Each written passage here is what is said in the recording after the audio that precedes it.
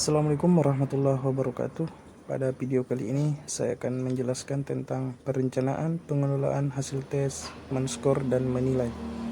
Pemberian skor atau men-skor merupakan langkah pertama dalam proses pengolahan hasil tes, yaitu proses pengubahan jawaban-jawaban soal tes menjadi angka-angka. Dengan kata lain, pemberian skor merupakan tindakan kuantitatifikasi terhadap jawaban-jawaban yang diberikan dalam suatu tes hasil belajar.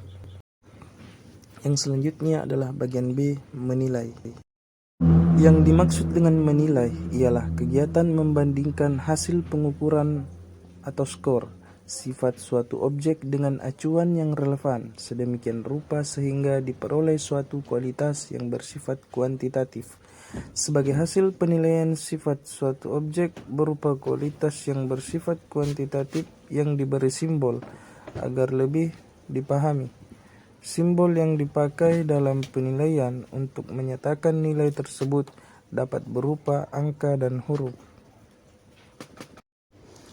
Adapun arti dari simbol angka dapat kita lihat dari 1 sampai 10, mulai dari 1 yang amat buruk sampai dengan 10 istimewa.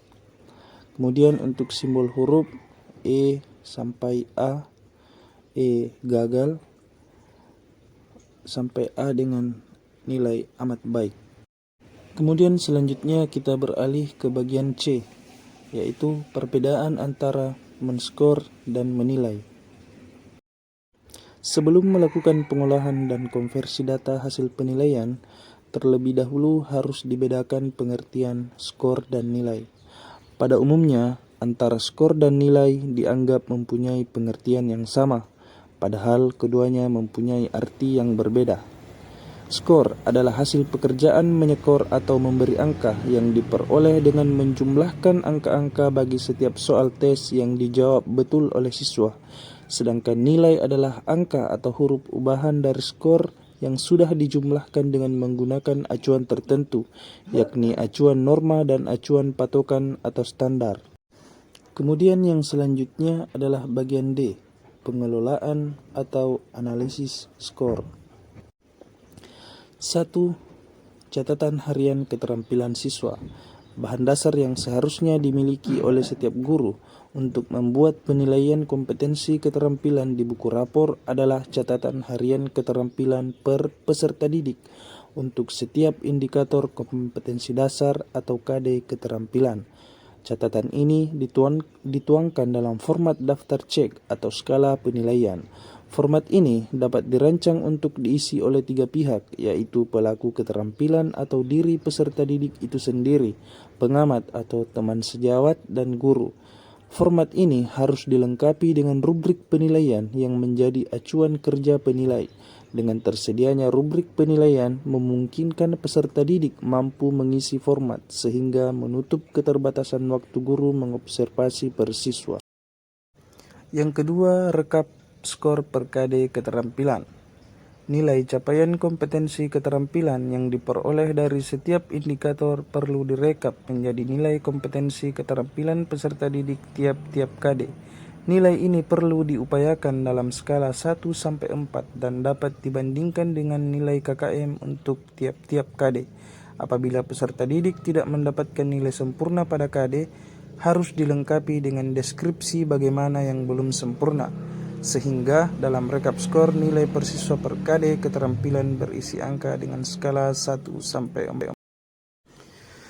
Yang ketiga, bahan nilai rapor. Untuk menilai KD menjadi nilai rapor, setiap nilai KD dapat dibobot dengan lamanya waktu yang diperlukan untuk menuntaskan satu KD tersebut. Jadi KD yang memerlukan waktu pencapaian lebih lama diberi bobot lebih besar. Selanjutnya, nilai tersebut dapat dirata-rata dengan memperhitungkan bobot menjadi nilai rata-rata KD untuk satu semester. Sedangkan nilai tersebut perlu dilengkapi dengan deskripsi yang menggambarkan kompetensi yang dicapai oleh peserta didik tersebut. Selanjutnya bagian E, beberapa skala penilaian. Yang pertama adalah skala bebas. Skala bebas adalah skala yang tidak tetap. Ada kalanya skor tertinggi 20, lain kali 25, 50, dan yang lainnya.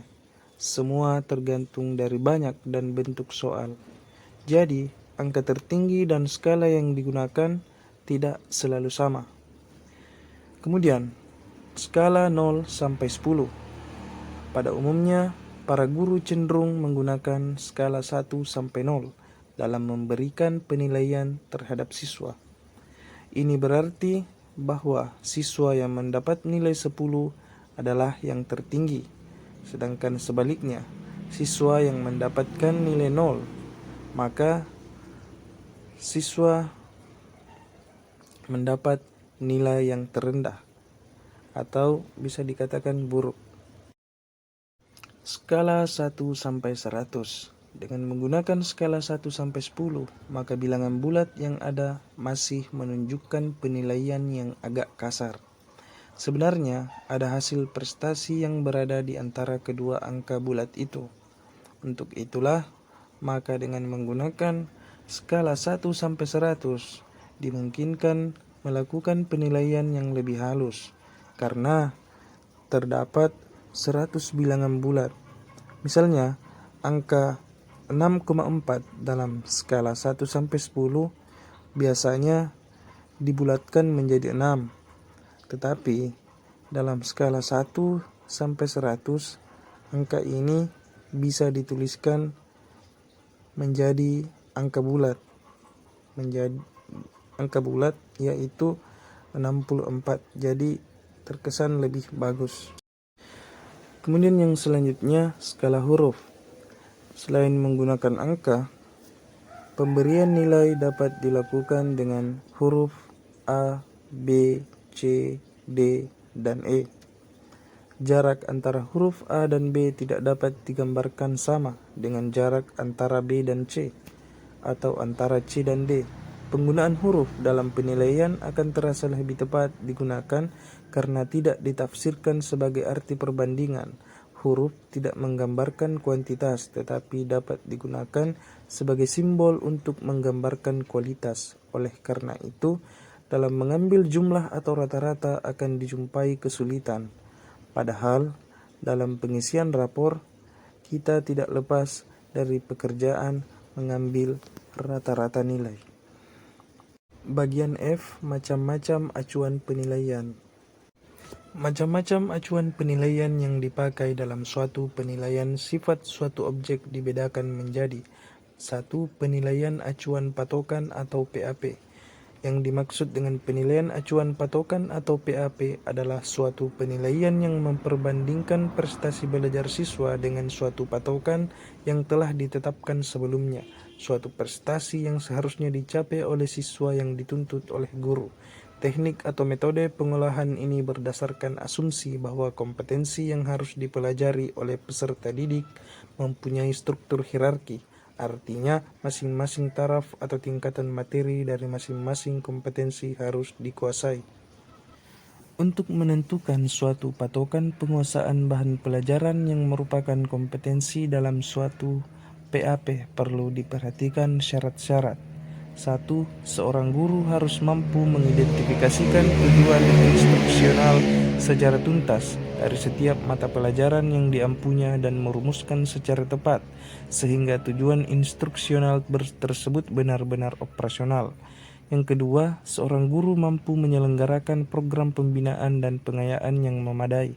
Yang ketiga, guru dan sekolah harus mampu mengelola secara terencana dan memadai setiap kegiatan sekolah dan menyediakan fasilitas yang relevan untuk peserta didik.